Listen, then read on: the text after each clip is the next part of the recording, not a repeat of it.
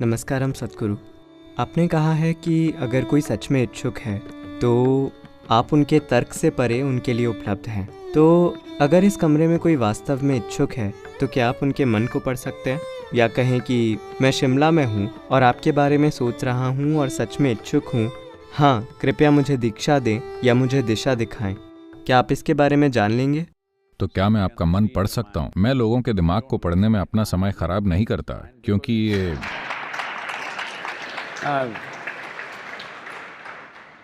मैं खुद का दिमाग भी नहीं पढ़ता, क्योंकि ये कूड़ेदान जैसा है। क्योंकि आपके दिमाग में क्या है, आपके दिमाग में जो भी है, क्या आप इसे चुन सकते हैं? आपके बचपन से ही जो कुछ भी आपने देखा, जो आप देखते हैं, सुनते हैं, सूंघते हैं, चखते हैं, सब कुछ आपके दिमाग में है ना? आपका दिमाग समाज का कूड़ेदान है। आपके पास कोई चॉइस नहीं है। अगर ये व्यक्ति बोलता है तो मैं ले लूंगा, अगर ये व्यक्ति बोलता है तो मैं इसे नहीं लूंगा। क्या आपके पास ऐसी चॉइस है? अगर मैं आपको गाली दूं तो आप इसे ज्यादा याद रखेंगे, बजाय कि अगर मैं आपको अच्छी बातें कहूं। हाँ या ना? हेलो? तो ये एक कूड़ेदान है जो हर चीज लेता है। आप ये चुन सकते हैं कि क्या उपयोग करना है और क्या नहीं करना। अगर आप प्रतिक्रिया की स्थिति में नहीं हैं, तो आपके पास वो चॉइस है। लेकिन आपके मन में क्या है, इसके लिए आपके पास कोई चॉइस नहीं है ना? Just everything that you've been exposed to is there in your mind. People who are busy spreading lies in the world talk about a pure mind. आपके सामने जो कुछ भी आया है वो सब आपके दिमाग में है। दुनिया में झूठ फैलाने वाले लोग शुद्ध मन की बात करते हैं। कचरा कैसे शुद्ध हो सकता है? अगर आप आधा दिमाग हटा दो तो शुद्ध मन, वरना आपने जो कुछ भी इकट्ठा किया है सब वहां है। क्या उपयोग करना है और क्या उपयोग नहीं करना, ये आपकी पसंद है। हेलो? यही आपको एक दूसरे से अलग बनाता है। एक व्यक्ति सही चीजों को चुनता है, दूसरा व्यक्ति बेढंगे तौर से कुछ भी चुनता है, तो उसी हिसाब से आपके व्यक्तित्व की पहचान होती है। लेकिन क्या आपके पास वाकई ये चॉइस है कि आपके दिमाग में क्या होगा? दुनिया की सारी गंदगी दिमाग में है ना? आपके दिमाग में क्या रहे, इसका आपके पास कोई चुनाव नहीं है। अगर आप सोचते हैं मुझे ये नहीं रखना चाहिए, बस वही रहेगा। अभी एक प्रयोग के तौर पर आप सभी बस अपनी आंखें बंद कर लें। 10 सेकंड के लिए आपको बंदर के बारे में नहीं सोचना है, ठीक है? 10 सेकंड के लिए कोई बंदर नहीं। सिर्फ बंदर, है ना? इसलिए मैं कह रहा हूं कि आपके पास कोई चुनाव नहीं है। जो कुछ भी अच्छा, बुरा और बकवास है, आपके रास्ते में आने वाली सब चीजें आपके दिमाग में हैं। आप चुन नहीं सकते। आप नहीं चुन सकते कि क्या पकड़ना है, आप बस ये चुन सकते हैं कि क्या उपयोग करना है। वो चुनाव भी बहुत से लोग खो चुके हैं। तो आपके मन को पढ़ने की बात ना करें। मैं वो सारी गंदगी पर से नहीं चलना चाहता। हेलो? मैं अपने दिमाग को भी नहीं पढ़ता। आपके बारे में तो भूल जाएं। लेकिन मूल प्रश्न कुछ और ही है। ये सिर्फ मैंने साइड में कुछ और भी बात कर ली। मुझे आपको यह बताना चाहिए, मैंने दुनिया में ऐसे ज्यादा लोगों को दीक्षित किया है जिनसे मैं कभी नहीं मिला। उनकी तुलना में जिनसे मैं मिला हूं, मैं कुछ लाख लोगों से मिला हूं, लेकिन मैंने इससे कई गुना ज्यादा लोगों को दीक्षा दी है जिनसे मैं कभी नहीं मिला हूं। उन्होंने मुझे कभी नहीं देखा, वो मेरे बारे में कुछ नहीं जानते। बस अगर वो पूरी इच्छा के क्षण में थे तो हम मौका नहीं चूके। तो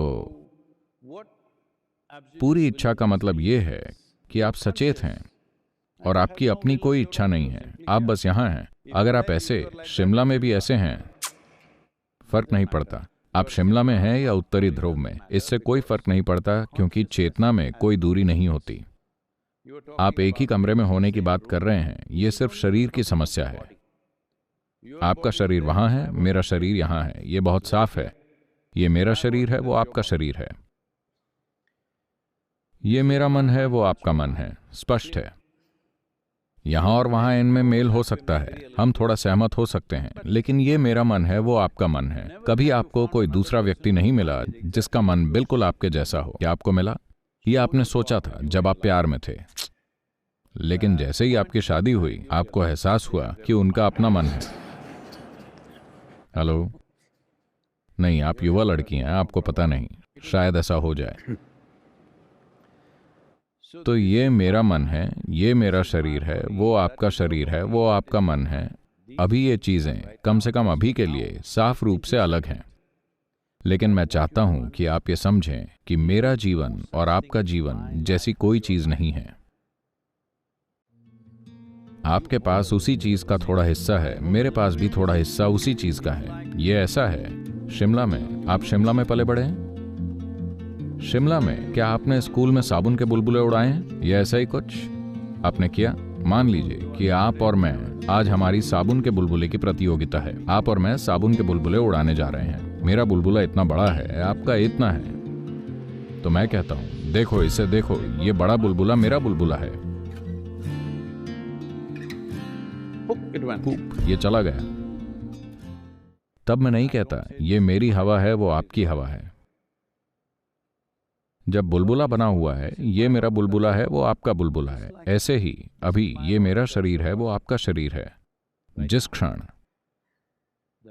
ये टूट जाता है, मेरा जीवन और आपका जीवन जैसी कोई चीज नहीं है, ये एक जीवन है।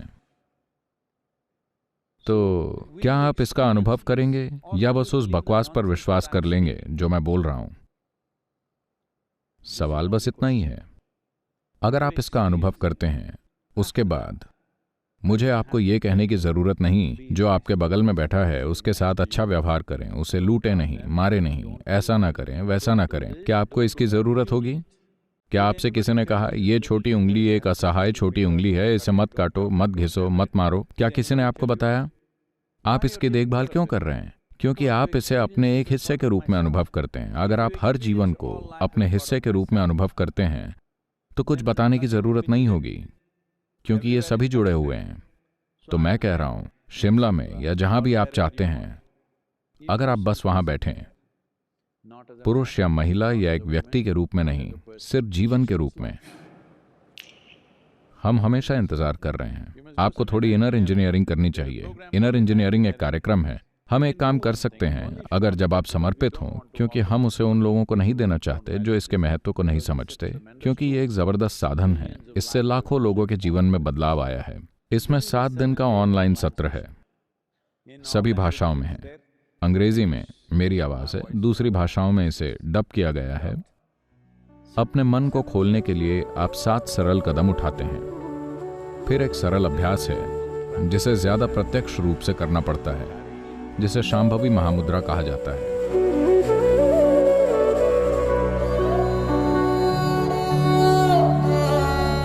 यह आपके साथ ऐसा करती है कि अगर आप यहां बैठते हैं तो आपका शरीर यहां है, आपका मन वहां है, और आप जो हैं वो इन चीजों से थोड़ा दूर हैं। क्या यह सच है कि आपने इस शरीर को समय के साथ इकट्ठा किया है? हेलो, आपने इसे इकट्ठा किया। क्या यह भी सच है कि आपने अपनी दिमागी चीजों को भी इकट्ठा किया है? हाँ, जो आप इकट्ठा करते हैं वो आपका हो सकता है, कभी आप नहीं हो सकते, है ना? अचानक अगर मैं इस बर्तन को उठाता हूं और कहता हूं ये मेरा बर्तन है, तो आप सोचेंगे सद्गुरु को कुछ समस्या है। लेकिन हर कोई कहता है कि वो बुद्धिमान है। हम थोड़ा और सुनते हैं। कुछ समय बाद मैं कहूंगा ये मैं हूं, फिर आप कहेंगे चलो चलते हैं। जिस क्षण मैं कहता हूं ये मैं हूं, आप जानते हैं कि ये गड़बड़ मामला है। लेकिन ये आपके साथ रोज हो रहा है।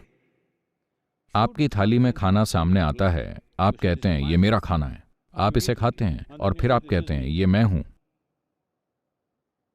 ये गड़बड़ मामला है ना? हेलो हेलो, गड़बड़ है या नहीं? जिस क्षण आप उस पर यकीन कर लेते हैं जो आप नहीं हैं, तो आप पागलपन की हद पर हैं। अभी आपको एक ही आराम है कि सब ऐसे ही हैं। पागल खाने में ऐसा ही होता है। पागल खाने में सिर्फ एक डॉक्टर ही पागल होता है, आप जानते हैं, बाकी सब सामान्य ही हैं। हाँ, मैं कह रहा हूं, मान लीजिए आप इन 2 उंगलियों को लेते हैं और अपनी आंखों की पुतलियों में घुसाने लगते हैं, तो हमें लगेगा कि कोई बीमारी है ना? हेलो, हाँ या ना? अगर आप खुद को चोट पहुंचाने लगते हैं, हर रोज आप अपने दिमाग की धार से खुद पर वार कर रहे हैं, यह बीमारी है या नहीं?